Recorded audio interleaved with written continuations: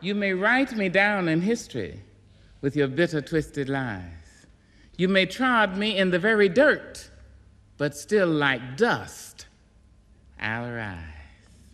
Does my sassiness upset you? Why are you beset with gloom? Just because I walk as if I have oil wells pumping in my living room. Just like moons and like suns with the certainty of tides, just like hope springing high, still I rise. Did you want to see me broken, bowed head and lowered eyes, shoulders falling down like teardrops, weakened by my soulful cries? Does my sassiness upset you? Don't take it so hard just because I laugh, as if I have gold mines digging in my own backyard. You can shoot me with your words, you can cut me with your lies, you can kill me with your hatefulness, but just like life, I rise. Does my sexiness offend you? Oh. Does it come as a surprise that I dance as if I have diamonds at the meeting of my thighs? Out of the huts of history's shame I rise. Up from a past rooted in pain I rise. A black ocean leaping and wide, welling and swelling and bearing in the tide. Leaving behind nights of terror and fear I rise. Into a daybreak miraculously clear I rise. Bringing the gifts that my ancestors gave. I am the hope and the dream of the slave. And so, wow. There I go.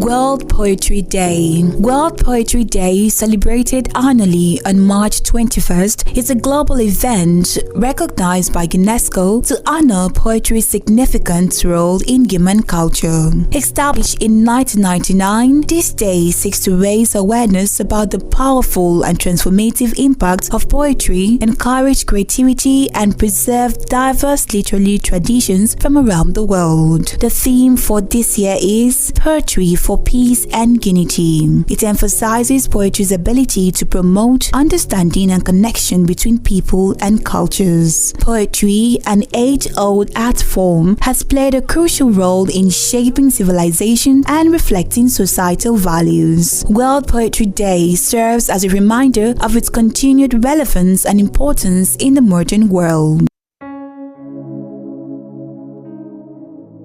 In English class, what is funny? What is hilarious about my painful attempt to communicate in a language that is not even my own? See, this accent tells a story of survival. Tells how my mother tongue endured to this day, so I expect you treat my tongue with some respect. Every word, every syllable I utter comes from a riot within. My mouth is a babble between subconscious tongue, teeth, and vocal cord. So excuse you if my speech does not suit you. See, this speech comes from the slaughterhouse I call a mouth. See, my mouth is a battlefield. A clash of unyielding cultures, warring for dominance. See, my tongue is a traumatized survivor, lost in this alien fluency. See, this accent is how I find my way home. How I say idikpi without biting my tongue. See, my tongue is forever at war with itself, forever fighting to decolonize itself, fighting to lose and regain itself all at the same time, so cut me some slack. I will not be ashamed nor refrain from saying my name, and no, I will not apologize for my mother's legacy, for there is no dignity in denying my identity. So to the girl in English class, it's about time you learn my own language too.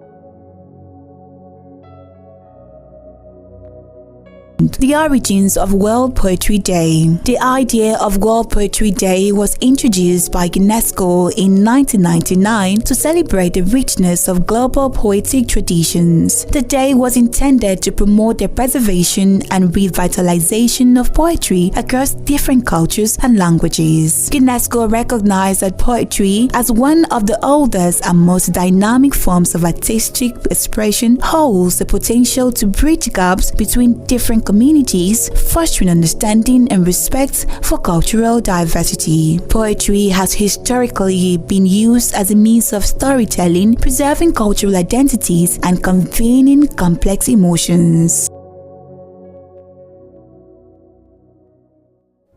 22 years later, they say we're still healing, still stretching, still dreaming that no one was coming to save us, that no one was going to save us. From this place we come from. We come from a place where dreams go to die, where we pray towards the sun but dream towards the moon, where bloodstains mean wedding bells and the screams of those swayed hips is a declaration of war.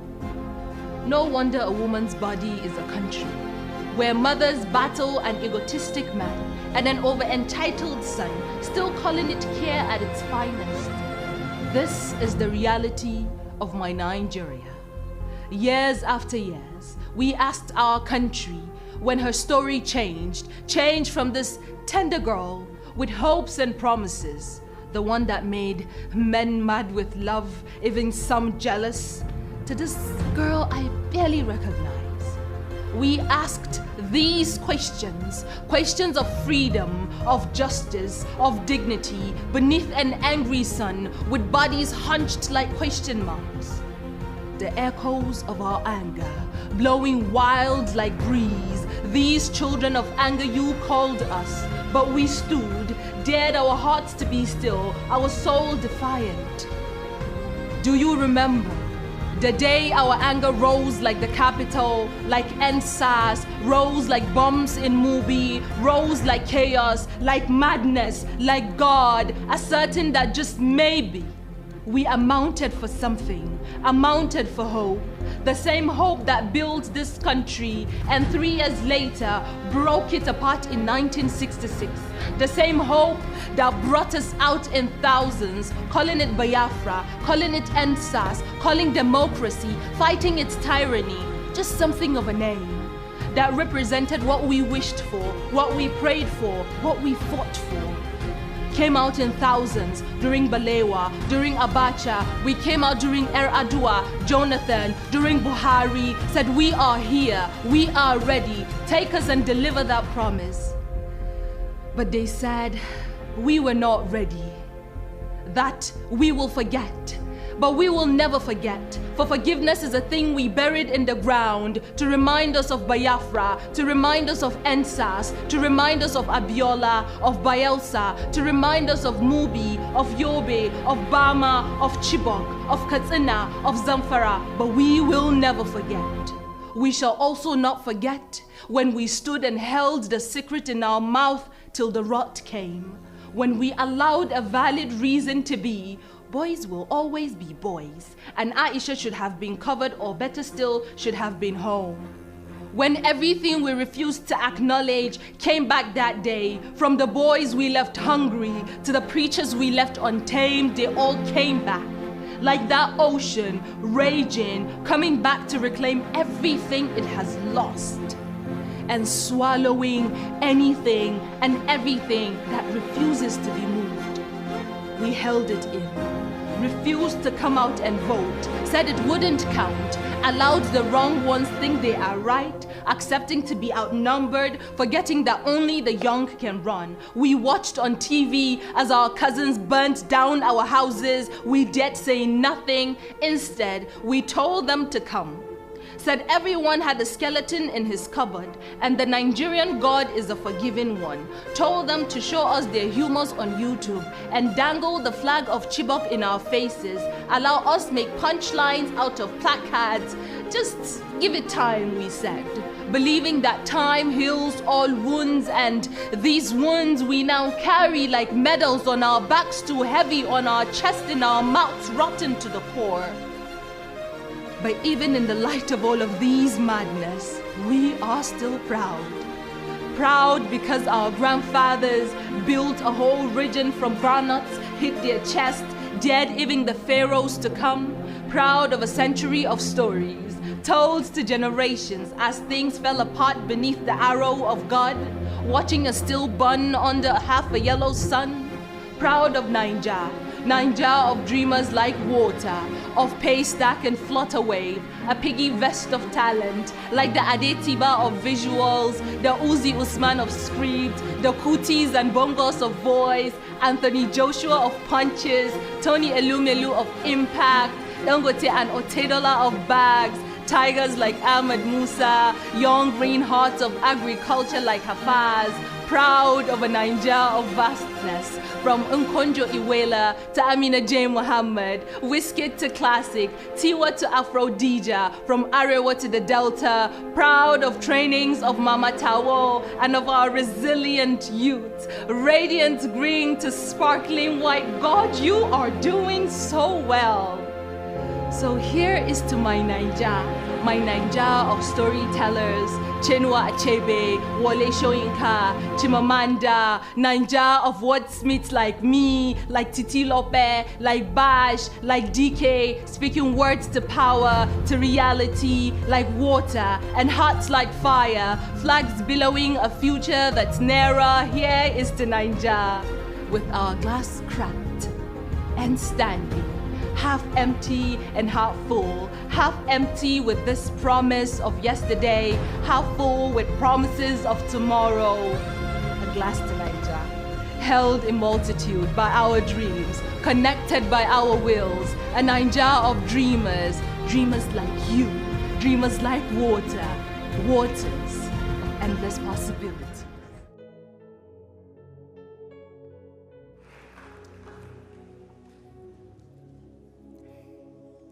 I am a Nigerian.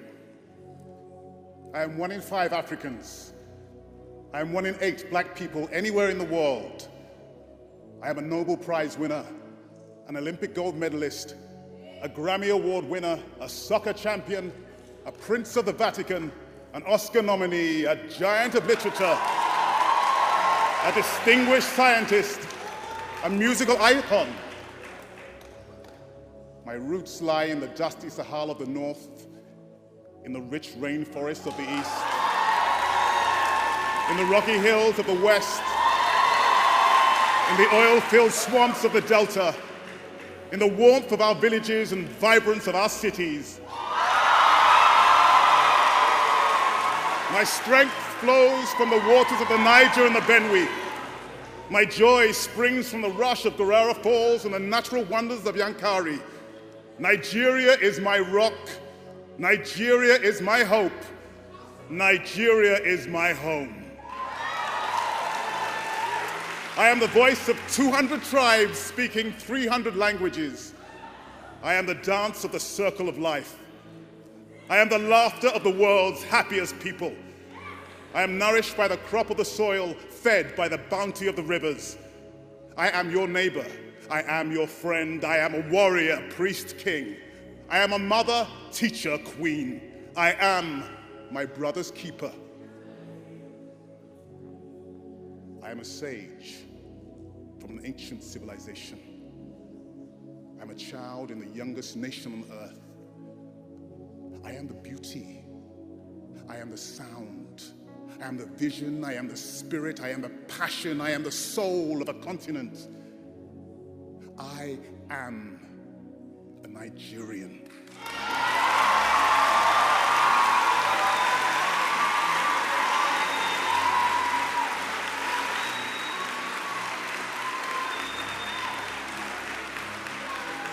I am the heart of Africa.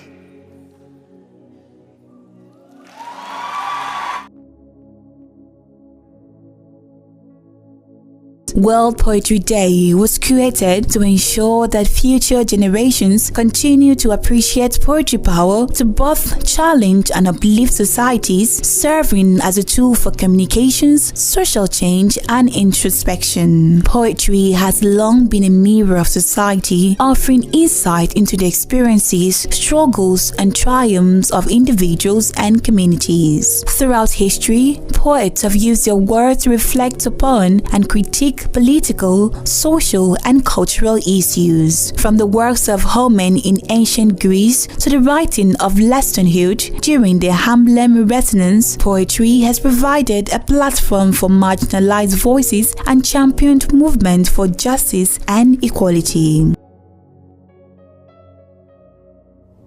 Well, son, I'll tell you. Life for me ain't been no crystal stair.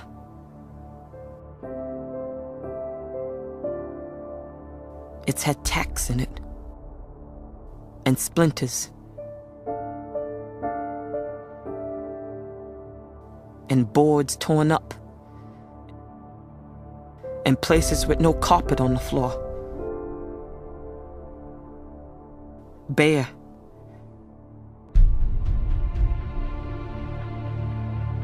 But all the time I's been a-climbing on. And reaching landings. And turning corners. And sometimes going in the dark where there ain't been no light. So boy, don't you turn back. Don't you sit down on the steps 'cause you find it's kinda hard. Don't you fall now. For eyes are still going, honey.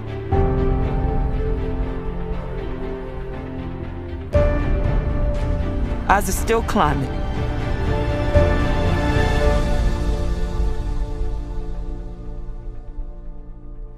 And life for me ain't been no crystal stair.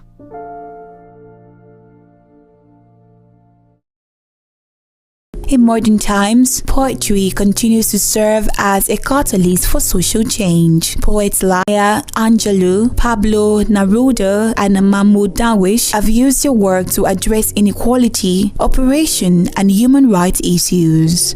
More recently, poets on social media platforms have made waves by addressing contemporary issues such as mental health, environmental sustainability, and gender equality.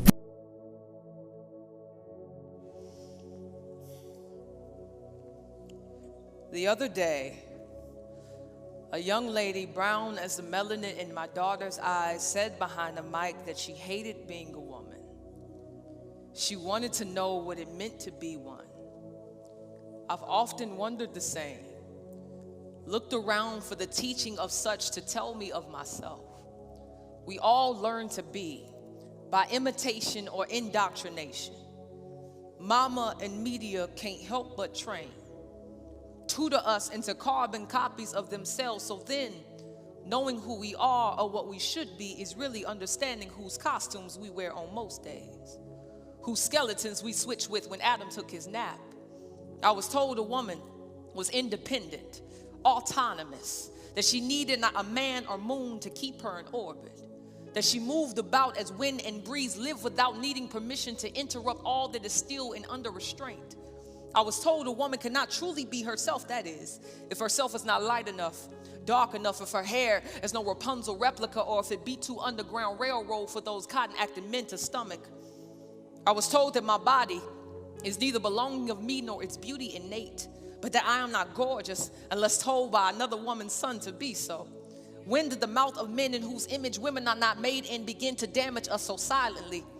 Maybe it was when we began believing the voices that have no deity in it.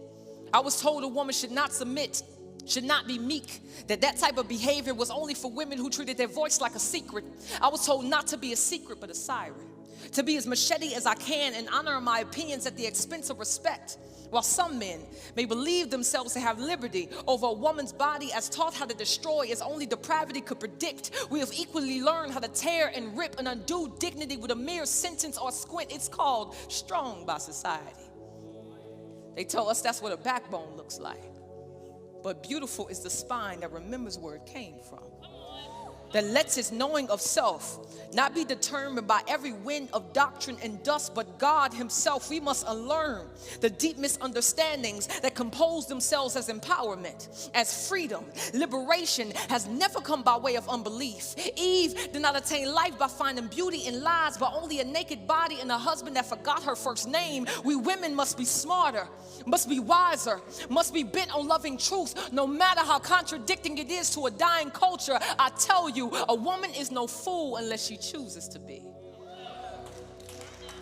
If you ask me, what is a woman? I would tell you that she is a bone made alive, with distinctions that set her apart as does the difference between a firefly and a new poem. A woman is not a man. Her calling is not a synonym of inferiority. Her distinctions are not the child of patriarchy. They come from a creative God. Did you see his fingerprints in your hips? The whistling shadow of his mind when your body became home to another name that called you mommy, with all the gladness you forgot could exist. A woman submits to her God, her husband, her church. She is no weak-willed or brittle-backed woman, but only as strong as humility and faith may identify her to be. They say, submission sounds like servant. They say, that sounds like something to rebel against. I say, ain't it funny how being a servant is repulsive to everyone but God, and we wonder why we can't recognize his face. If you ask me, what is a woman? I would tell you that she is a sister to all, even those whose blood is not of the same roots, but who is still as kin as her mama's firstborn, and she treats these sisters like a wintered quilt, making sure her mouth does not unstitch that which was made to keep cold hearts warm. We are made up of nurture and everything comfortable, and that is why we feel so deep, why we cry so sudden, because the emotions that make us woman don't make us unstable, but turn us refuge to the chaos where our ribs once sat. We are necessary and nuanced at best, but a woman should be nothing more or less than what God made her to be. If you asked me, what is a woman?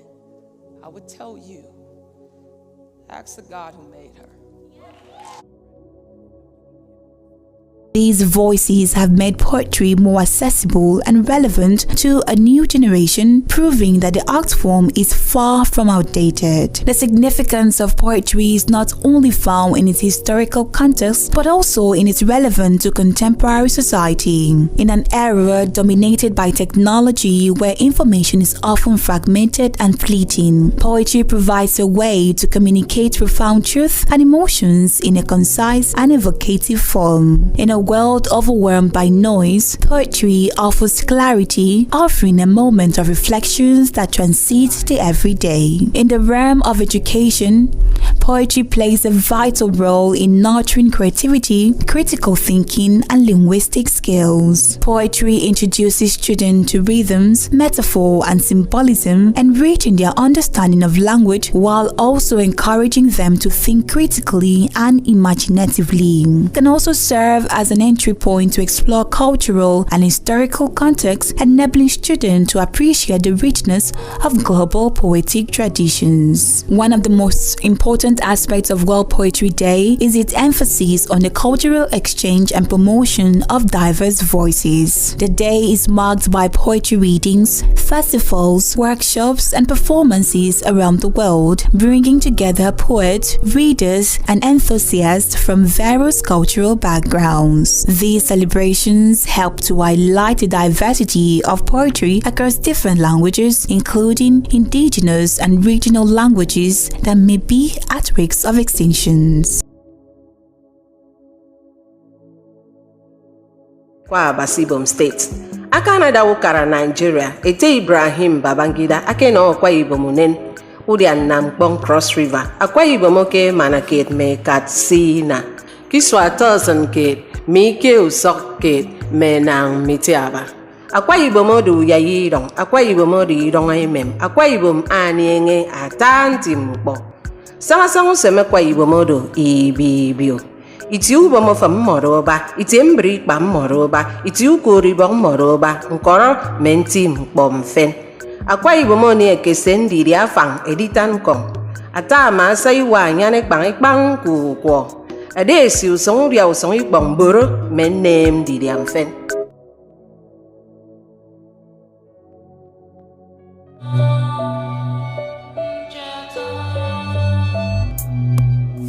Echetara m akụkọ akọrọ m maka ala ikoro ọnwụ dara. Akụkọ ala jiri agụụ na ụfụ wee kwa akwụghị. Akụkọ ala mgbagwoju anya zuru dịka egbe igwe. Akụkọ ntaramahụhụ na mmekpa ahụ. Akụkọ afụfụ, nhụsianya, ihe mwute, mmerụ ahụ, ọrịa, anya mmiri,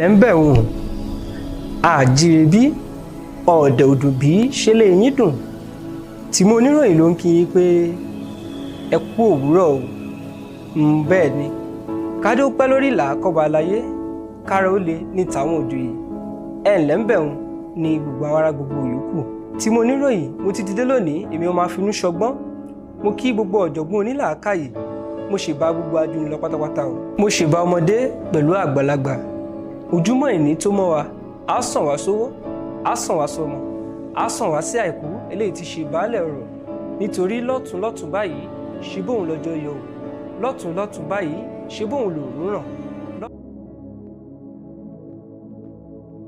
World Poetry Day fosters a sense of unity among people from different cultural backgrounds. It encourages the sharing of poetic traditions and encourages cross-cultural dialogue through the written and spoken word. This global recognition of poetry helps to preserve and promote the rich heritage of literary traditions, making it possible for poets from less represented communities to have their voices heard on an international stage.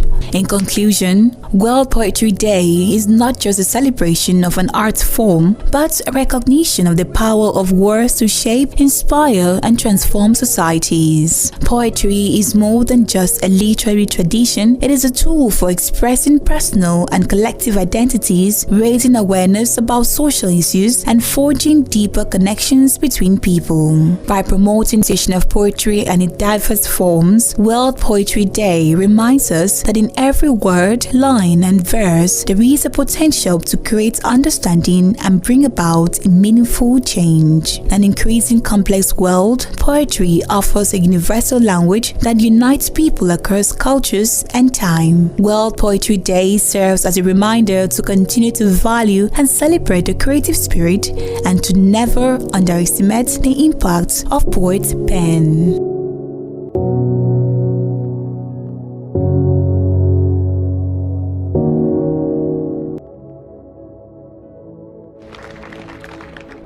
Mr. President, Dr. Biden, Madam Vice President, Mr. Emhoff, Americans, and the world.